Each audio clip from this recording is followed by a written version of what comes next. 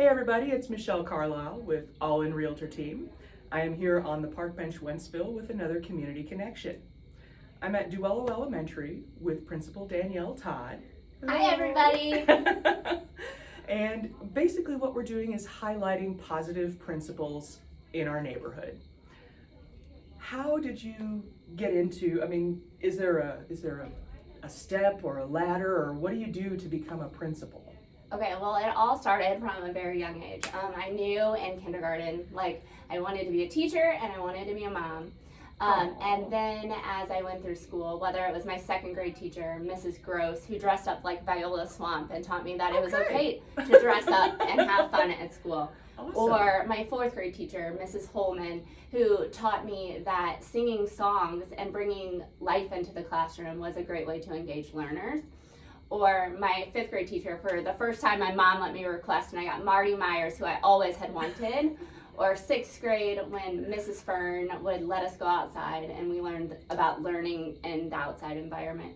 Wow, so you had a lot of really engaged role models. Correct. And so that just led me to continue that passion for education. So when it was time to head off to college, I just knew that I wanted to go into elementary and early childhood education. So when I got done, I entered the classroom and I was at United Services. Okay. It was a great first job. I feel like when you go to college, you don't learn much about students with special needs. Yeah, I would agree with that. Yes. So it was a great opportunity for me to learn and understand more, and that really gave me a passion for helping all kids. Awesome. Yeah. Because every kid doesn't learn the same. Yeah. And for a long time there was the standard test and the standard book and the standard model, and kids don't fit into the same one size fits all mold with learning. So yeah, that's awesome. That was a great opportunity for me. And then I went to fourth grade out in Hazelwood. Loved the humor of a fourth grader, but definitely knew that my passion was littles. Okay. So then a kindergarten opening here at Duello, wow. And so I got it. Yay! Yeah, right? In kindergarten, I was like, this is it. I found my dream job. I was on the dream team. I loved all of my different classes. But then an AP job opened here at Duello. Okay. So there was an opportunity to do more. Yeah, and so I was like, okay, I already know most of the kindergartners, even the ones that weren't in my class. How can I continue to have this connection with more students globally and continue it? I truly believe in Rita Pearson's quote about every child needs a champion. Yes. And that's my goal, is to make sure every child has a champion, and for me to be that for everyone as well. So I took that step. Awesome. Then we had different principals in and out in those couple of years. So when the head principal position became open, I went for that as well. Got it! Woohoo! Yay! And I just stepped into that role because I knew we needed some consistency. There had been some change, and with different principals, right or wrong, there's just different visions. And I knew the vision that our staff and our students had wanted to go. Because you were one of them. Yes, and so I just wanted to continue that. So being a principal, now I'm here, it's definitely the best job in the entire world. There's definitely the hard days, but there's the great days. For instance, just this week, I had a child that for his break, he wanted to earn doing a push-up contest with me. If you see my muscles, they're not very big there. So he definitely crushed me. But you participated and yes. encouraged that initiative. Yes. Another child wanted to stay in from recess yesterday. He forgot his coat, and he was in the office, and he said, Dr. Todd, can you please play a game with me? He wanted to hang out with me. I'm no lady, cool. Right? So it's those little things that remind you of your why and why you got into it that keep you coming back every day too. That is, it's really engaging to work with younger kids to begin with, and it's just awesome that they feel that connection with the principal. Yeah, we try not to make it a scary thing here Right. at Duello. We try and be in the classrooms as much as possible so that they see us. Mrs. Hooten, our assistant principal, and myself, I think we do a really good job of getting around in the mornings, especially for our morning meetings at Duello, when we sit down as a class and we really establish that community and that culture and that family feeling that we love here at Duello. Cool. I love it. Where was this idea when I was in elementary school? if I tell you when, I'll be dating myself, so I'm not going to do that. You have a really interesting program with your kids called Leader in Me, and I know that's about inspiring, leadership qualities. Tell me a little bit more about that. Yeah, so Dwello has been working with Leader in Me for about the last 5 years. We're really excited because this year the whole district is jumping on board, which means we'll be going for more like lighthouse status and things like that. So what we've been doing is more the global language of the 7 habits. So whether it's win-win, when we come into a conflict, or seek first to understand and then to be understood, it's just incorporating that language. A lot of it happens in that morning meeting, but we're very strategic in making sure that it happens throughout the course of the day so that our students hear it and it just becomes part of their natural vocabulary as well. That's a really good foundation to have. Kids are very easy to jump into a conflict because they have limited experience and not the greatest, perspective. They haven't lived as long, and so they haven't figured that out yet. So engaging them in helping to understand how to avoid a conflict and talk things through, that's some a of those wonderful life step. skills. Yeah. Those life skills. And kind of why we got to Leader in Me is we know not every child wants to come to school for that academic piece. Not everyone loves to be a learner. Of course, we do have those students, but we want to find leadership jobs that give every child an opportunity to step up in our school community, feel ownership of our school, and really give back. Something that I'm really, really, really excited about, and so are all of the kids, is at our last Leader in Me assembly, we introduced all of the jobs that we're going to have throughout the building. Oh. So you might be familiar with classroom jobs like the line leader and things like that. But these are school-wide jobs, so like grounds crew that will be working with our garden outside to plant and to weed and to pick them. Whether it's spirit leader like me, we have big bows and pom-poms, and Woo! yeah. If you know anything about me, I'm all about a good dress up and a hype. Hey, I'm a hype girl. I did notice that she was wearing school colors this morning, so. So it's just whatever it is, we really try to think of different jobs that would give back to the school. So like media, that helps with our yearbook. We have an office group that helps with the office desk. Singogram is one I'm really excited about. I like it. They're gonna walk around. If it's your birthday, they're gonna come sing to you in your class. I saw a birthday girl in the office this morning, so I'm guessing she's gonna get a song. She sure is. And so we will get started more even with these jobs in January. But every time I go into a classroom, the kids are like, when are we getting our job? When are we getting our job? So the hype around the building is just, it's great energy right now. And it's, again, a way to give back and a way to build kiddos up so that they know that they have that reason and that purpose for coming to school, even if they don't necessarily enjoy the learning piece. Well, isn't that part of learning? Yes. Life skills, right? Oh my goodness. Life skills. Those life skills, those hands-on things that we want everyone to have. Awesome. I mean, again, not every kid is the same, so giving them opportunities to excel in different ways is incredibly important. Yep, they don't all fit in the same box. That's what we like to remember. Right?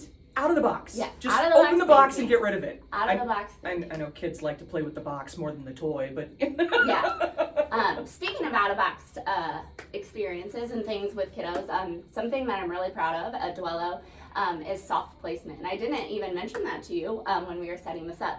So soft placement is a kindergarten process where our kiddos come in and they're not assigned a homeroom teacher. So we spend the first 4 days of kindergarten really getting to know every single child for who they are. We're doing observations on not only like academic skills, but we're really watching those social and emotional skills.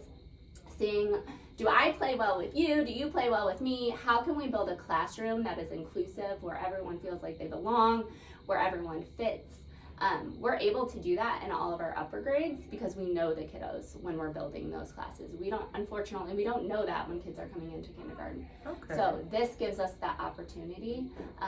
This is one piece of Dwello that I'm extremely proud of. It's what I did my dissertation on for my doctorate. Our kindergarten team has worked very hard And it's spreading throughout our district, and we're leading that. But it's, again, Awesome. that example of that out-of-the-box thinking that really helps promote the growth of our students.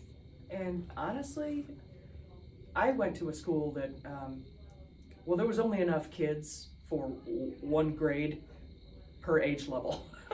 Okay. So it was very different. But the idea in some of the larger schools that have 3, 4, sometimes 5 in larger areas, classes for the same grade, that is a wonderful way to establish an interest in school, because if you like who you're in school with, you'll be more likely to want to go. Correct. It's all about getting kiddos here and getting them connected.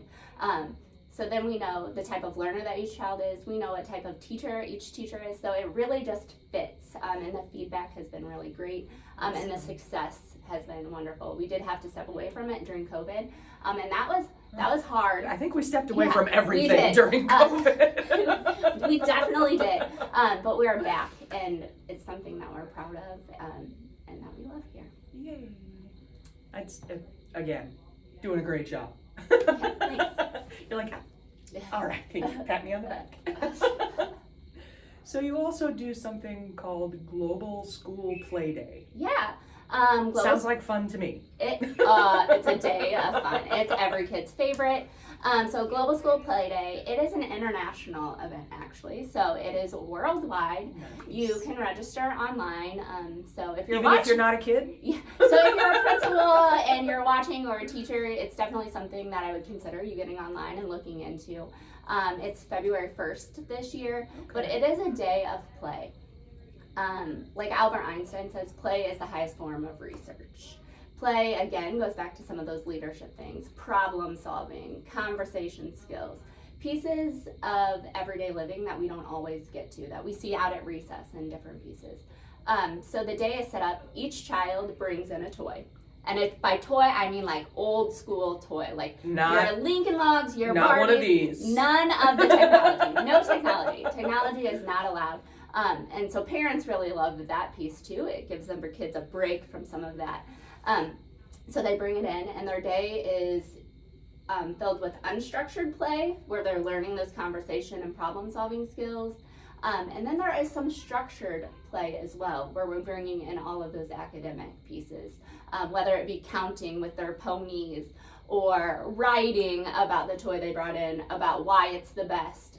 But we really love not only that structured piece, but that unstructured piece. So again, some of those life skills. And they don't even know that they're learning. They don't. They don't. And it's play day. they don't. They love it. Parents have always really loved it too. It's just another opportunity for their students to, again, connect with their class as well. One of my favorite experiences was Pie in the Face, and I got to play. I don't know if you played it, where you crank it and boop.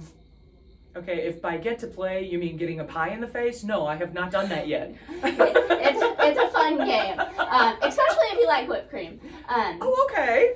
So it's then, just whipped cream, not yes. the actual pie. Yeah, just whipped cream. Okay. Yeah. And another fun one was we had slime, and the class made us a big slime bubble. Like, it was huge, massive. Just the creativity that day is outstanding to see. That is so cool. Yeah. We had, well, again, I'm a little older, so never mind. I'm not gonna tell you about what I Puzzles, played with. that's what we played with. Puzzles. Yeah, you know, we went outside and played with the dirt and sticks. Yeah, it didn't matter if there was snow on the ground. Yeah, I'm right there with you. So with all of this exceptional inclusion and forward thinking, do you face any challenges making sure that each child learns at their own speed and in the way that's best for them? I think the key is relationships, and not being able to love and love boldly.